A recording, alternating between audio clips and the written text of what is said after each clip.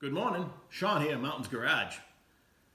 If you've noticed in the background of most of my videos, I'm usually enjoying some kind of bench fixture that I've either made or bought to do various jobs. I like having the interchangeability of using the same workstation and being able to accomplish different tasks. I'm going to go over the variety of transmission holding fixtures that I have. And today, we're going to make a mount for this and slightly improve upon the store-bought version, which seems to be the case. A lot of times the store-bought version has features that I probably couldn't easily duplicate.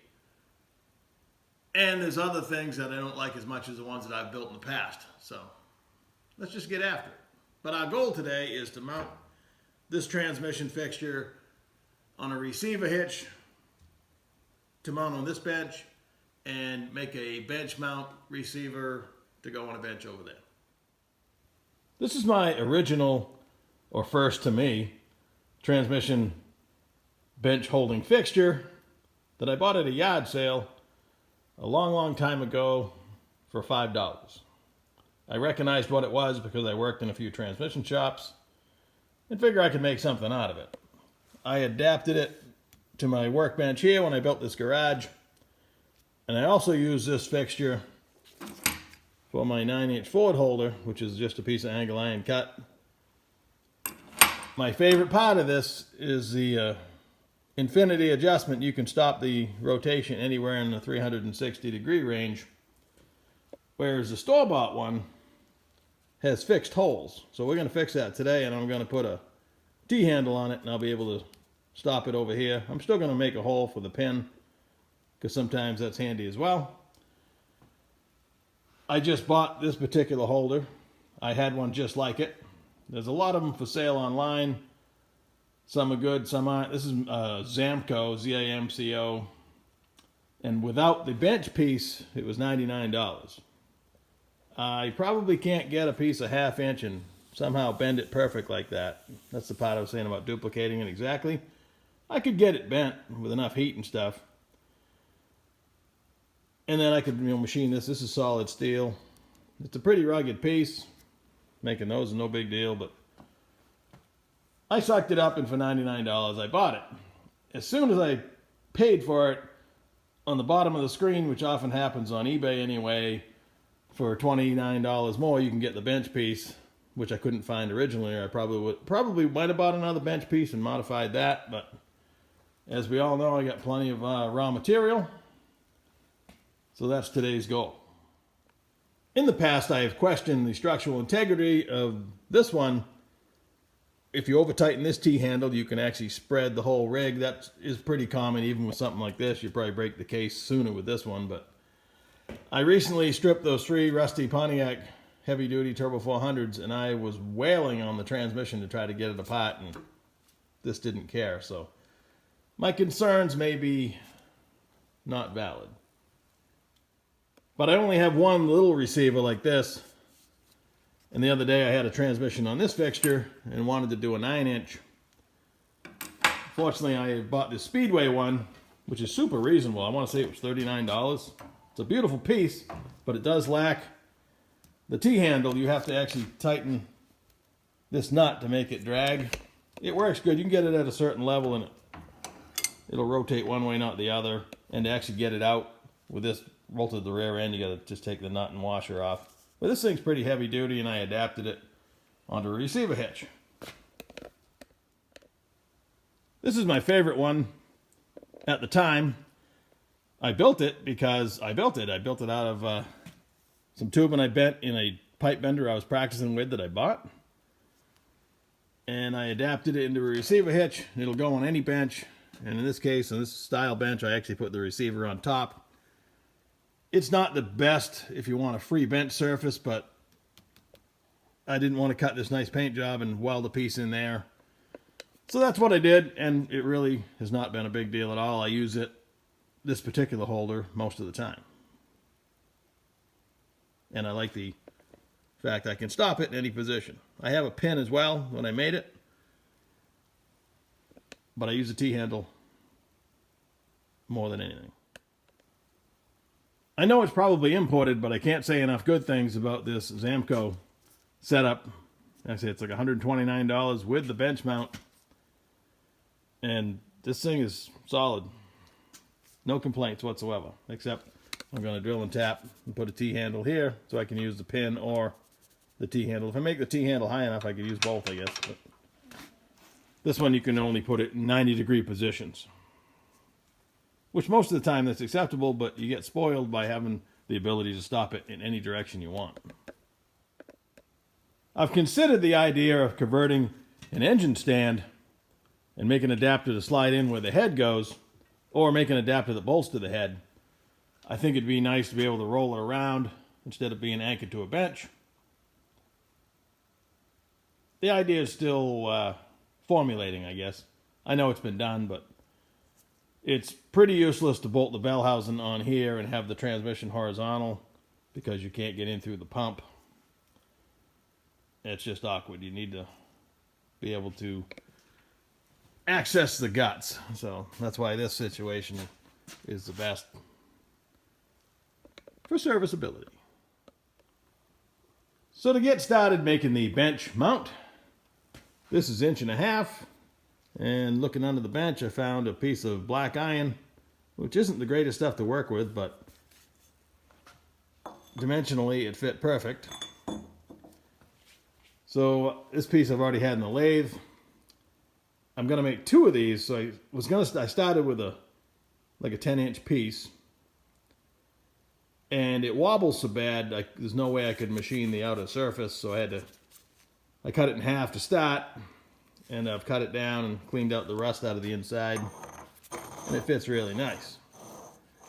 I'm gonna shorten it to 4-inch, I believe, because I don't need it sticking out any further, and that's what the bench mount that would have come with it, that's the dimension it is. So I may shorten that a little bit, but I left it long hoping I could, machine this part, and then I ended up flipping it around, and it is what it is. It's not perfect when you do that because this is so out of round that you machine one end and then you put the machined end in the vise, and then you have to, in the chuck, and then you have to cut the other end, and you can see a parting line where I stopped. If I continued to do that, I could make it go away, but in this case, I'm just saving myself from grinding the black stuff off to weld it. I'm going to paint the whole rig anyway, so let's get after machining another one and coming up with some more scrap to make a mount. It's going to end up on the bench like this with a flat bar, a piece of flat bar, or 2 pieces of angle. And the other one's going to adapt into a receiver tube, 2-inch. You can see how out of round this stuff is. I'm only touching halfway around. It's never made to be machined. It's just made for pipe. But we can make something out of it. It's raw material. Final pass. Laying out for the holes to drill. That one's 1.25 inches in from the end for the 1/2-inch pin. And this one I'm going to do 3/8 for my T-handle.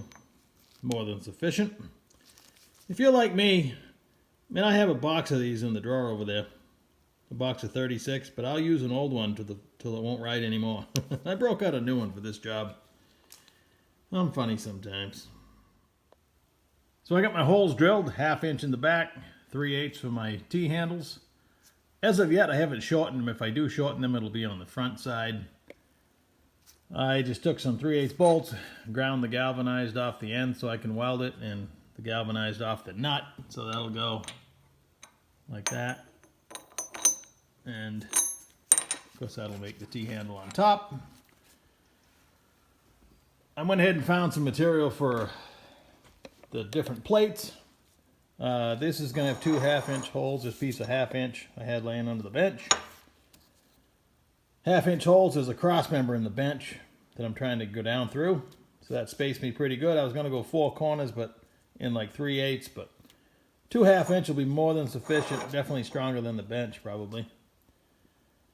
And for the receiver part, I had this saved for a different project, but out of respect for my neighbors to the north in Canada, I was going to mount that up, but then I went and drilled a hole through it. So sorry about that, guys.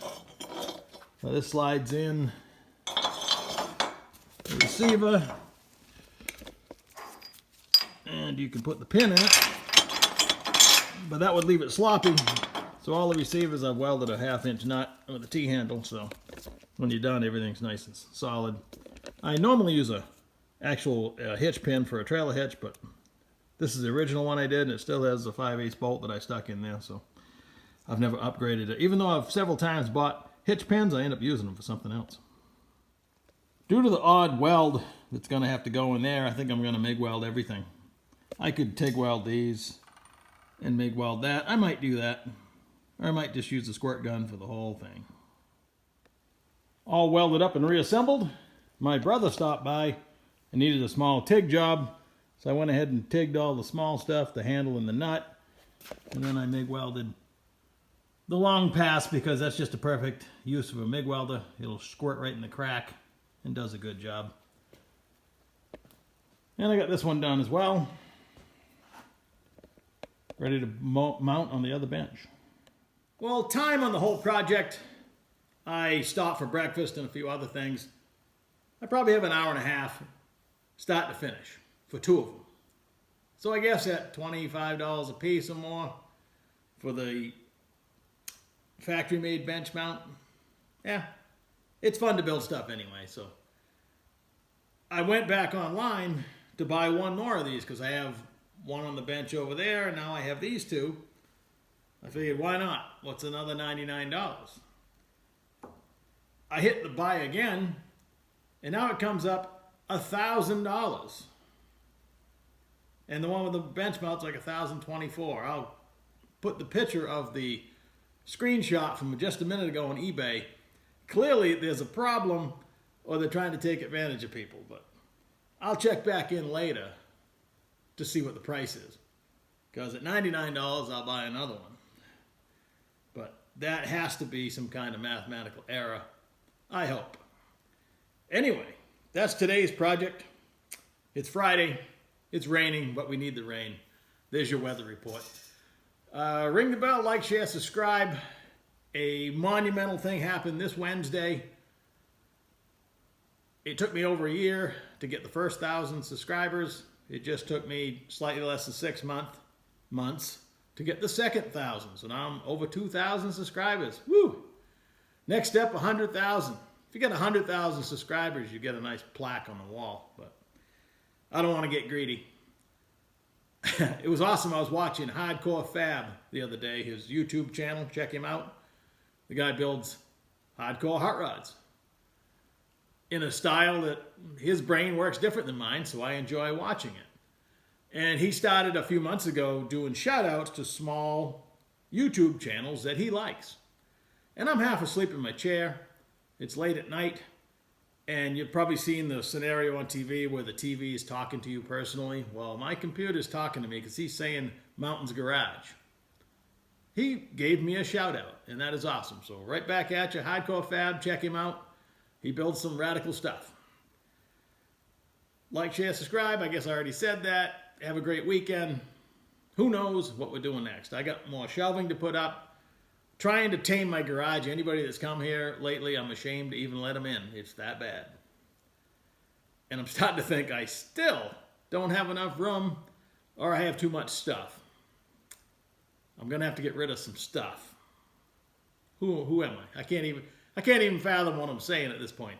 I'm a hoarder. I hoard stuff. Take her easy, but